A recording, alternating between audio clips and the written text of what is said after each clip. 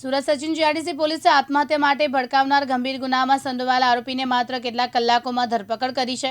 આ કેસમાં મહિલાને લાંબા સમયથી શારીરિક અને માનસિક ત્રાસ આપતો હોવાનો આરોપ છે, જેના કારણે તેની આત્મહત્યા કરવાનો ભોગ બની છે।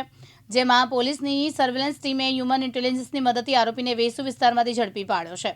30 સપ્ટેમ્બરના રોજ સાંજે 6 વાગે કૃષ્ણાએ તેમના રહેણાંક પ્લોટમાં નંબર 35 રાજીવ કુમારની સાઈ શ્રદ્ધા સોસાયટી શિવનગર સચિન જીઆરડીસી ખાતે રસોડામાં લોખંડની એંગલ સાથે ગળે ફાંસો ખાઈ આત્મહત્યા કરી હતી।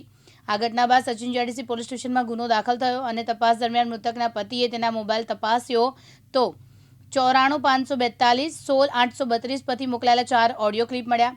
આ ક્લિપમાં આરોપી અજયકુમાર રામવેલ મારિયાએ છેલ્લા 8-9 મહિનાથી તેને શારીરિક અને માનસિક રીતે હેરાનગતિ કરતો હતો, જ્યાં સુધી પહોંચી ગયાની વાત સ્પષ્ટ થઈ છે। આના આધારે રંભા ગૂગલ ગુપ્તાની ફરિયાદ સચિન જીઆરડીસી પોલીસ સ્ટેશનમાં દાખલ કરવામાં આવી છે।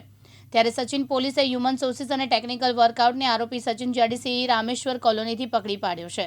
મુકેશ ગુરવ, દિવ્યાંગ ન્યૂઝ, સુરત।